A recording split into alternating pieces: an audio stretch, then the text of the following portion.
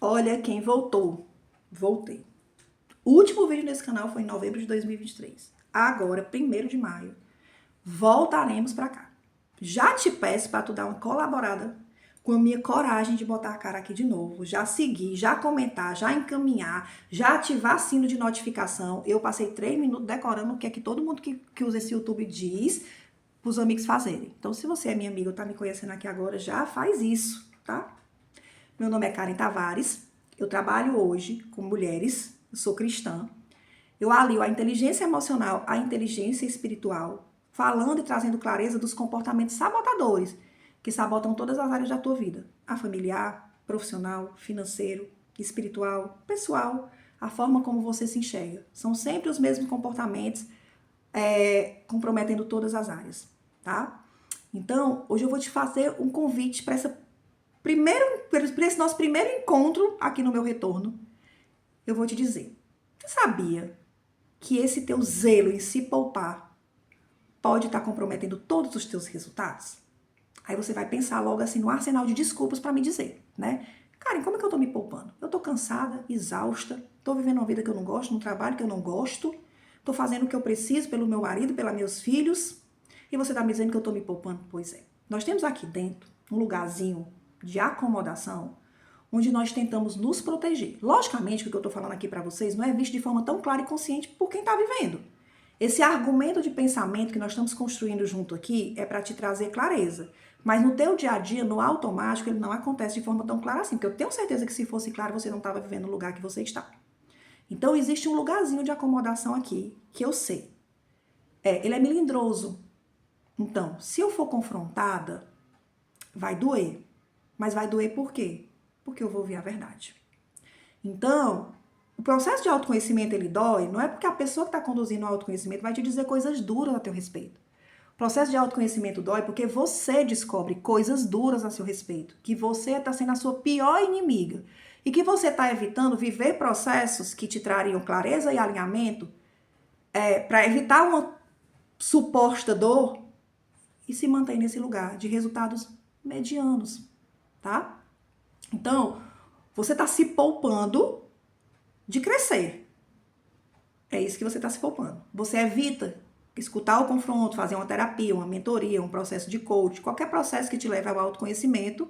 Você se diz que já sabe de tudo e é possível que você saiba mesmo, porque na maioria das vezes nós não temos problema de conhecimento, mas de colocar em prática tudo aquilo que a gente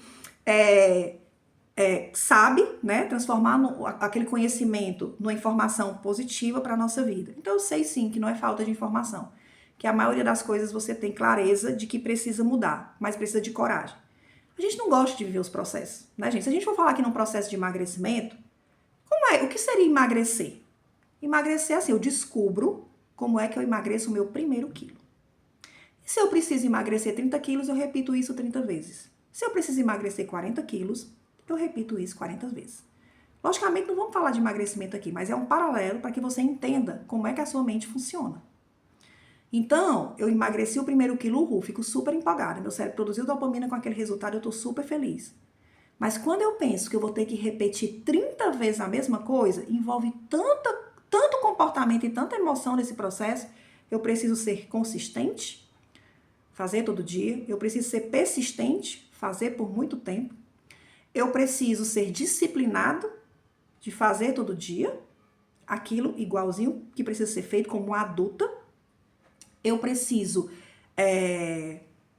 ter paciência e não ser imediatista, não ser da geração do Nissin Miojo aí, do macarrão instantâneo. Eu aqui fazendo propaganda para a marca, né? Que tô recebendo nada. Eu não sou do macarrão, da linha do macarrão instantâneo, né? Que tudo fica pronto em 3 minutos. A pessoa leva 30 anos para engordar 20 quilos, ela quer emagrecer em 1 mês, e aí começa a incoerência do cérebro. Eu vivo num sistema de compensação. Então, eu como o mundo no sábado e no domingo, e na segunda-feira eu não como nada para compensar. Nosso cérebro, ele trabalha muito mal nesse sistema de compensação. Ele trabalha muito bem no sistema de recompensa. Então, hoje eu vou me privar daquilo que eu quero para futuramente eu ter o resultado que eu quero. É assim que funciona quando a gente estuda para um concurso, quando a gente estuda para um vestibular, tá? Então, o que é que no final das contas acontece no processo de emagrecimento? A gente não quer emagrecer. A gente quer ser emagrecido. Para ser confortável, para eu me poupar, eu quero que os meus processos deem resultado sem eu viver os meus processos. Isso acaba sendo ingênuo e até infantil. E esse nome infantil não é pejorativo para te diminuir, não. Essa infantilidade é uma infantilidade emocional. Hoje muito se fala sobre criança, né? Criança interior, como é que tá a sua criança foi ferida. E eu acho sim que a gente tem que olhar com cuidado para essa criança. Porque muito do que a gente vive hoje foi causado lá atrás, sim. Só que hoje você é um adulto.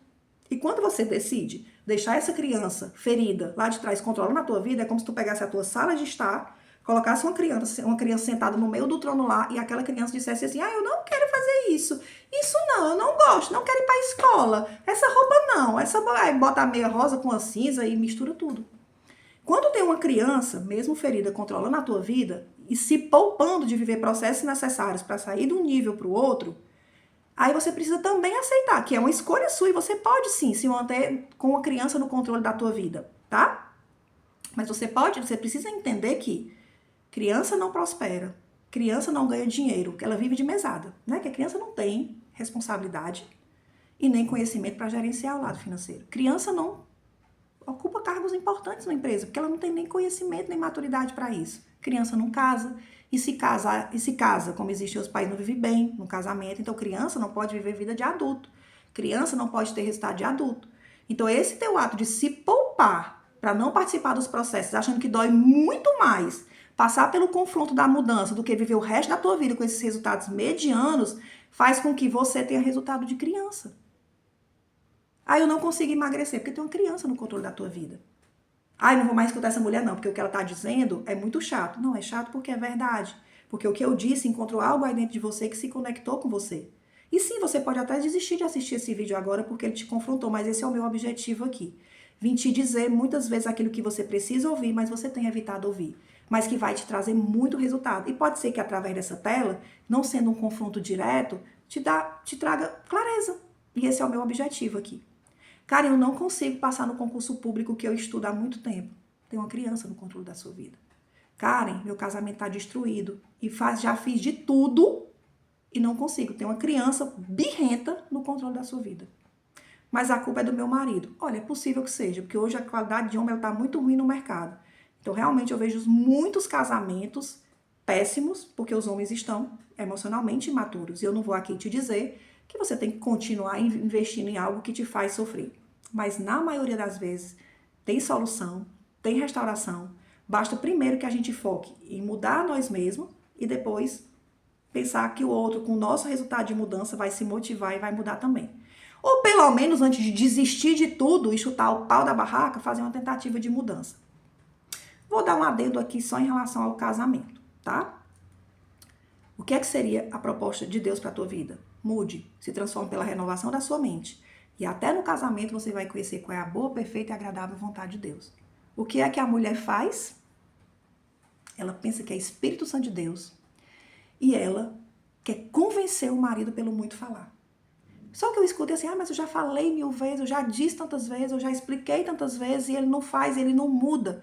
Mas é porque essa não é a estratégia mais inteligente e emocionalmente mais sábia para você tomar dentro de uma relação. Você precisa vir para o seu lugar de esposa, logicamente fazer os seus papéis, mas também exercer dos seus direitos. E aí, quando você faz um movimento natural de vir para o teu lugar e faz uma mudança, as coisas já se organizam melhor, tá? Porque nós somos muito controladoras. E o paradoxo do controle é, eu quero controlar aquilo que eu não tenho controle, que é sobre a vida do outro. Mas aquilo que eu tenho controle, que é a minha vida, que é de permitir o confronto, que é de mudar, isso aí eu não quero controlar não, eu quero deixar guardadinho ali, porque vai ser muito doloroso mexer naquela ferida. Me fala uma coisa, se tu vive a tua vida mais 5, 10 anos no mesmo lugar que você tá, não vai ser doloroso não? Será que não vale a pena você fazer uma avaliação hoje e dizer assim, cara, eu vou investir em mim, eu vou mudar, eu vou estudar a palavra, eu vou fazer um processo de desenvolvimento humano, eu vou estudar mais sobre o que é que pode estar me atrapalhando aqui para não ter resultado. Tem gente que sempre vive com problema financeiro. Aí você acha que é normal, aí você diz assim, porque eu cresci dentro da casa dos meus pais, todo mundo tinha problema financeiro. Logicamente, é bem provável que você esteja repetindo um padrão de comportamento que você aprendeu. Mas você vai ficar nessa criança que aprendeu esse comportamento lá atrás o resto da sua vida. Você não pode aprender a ser uma pessoa próspera, não. E geralmente, aprender a ser próspero, aprender a não ser autorreferente, aprender a não se comparar, nunca é com conhecimento a mais. É sempre com peso a menos. É largar o tanto de convicção que você juntou aí, que você jura que faz bem para a tua vida e não faz. Muitas vezes, num processo de autoconhecimento, você vai descobrir que essas convicções, elas nem são tuas. Você não vai nem saber como é que elas pararam aí, tá? Então, hoje, eu quero te dizer que você foi feita para mais. Que Deus tem bons pensamentos a teu respeito, como está em Jeremias, pensamentos de te fazer prosperar. Então, se Deus que te criou, o autor de todas as coisas, te diz que tu és uma filha de rei e que tu é uma princesa, por que você está se tratando como uma mendiga? Por que você está aceitando tantas migalhas da vida? Para de se poupar, mulher.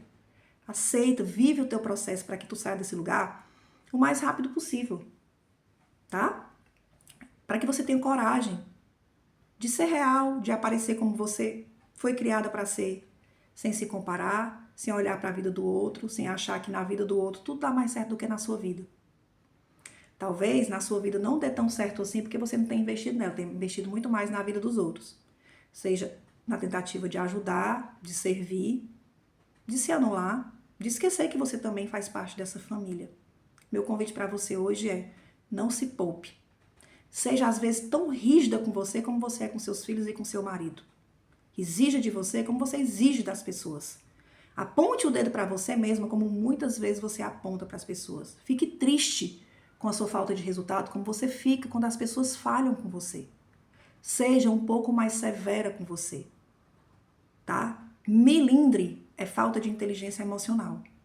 E não dá para uma mulher da tua idade tá deixando de ter resultado porque tu é melindrosa, tá? Deixa aqui o teu comentário. Já liga o sinalzinho pro próximo vídeo. Me fala aqui o que é que você achou, que eu vou responder todos os comentários que vierem. E o que eu desejo para você é que você tenha um excelente fim de semana e que Deus te abençoe.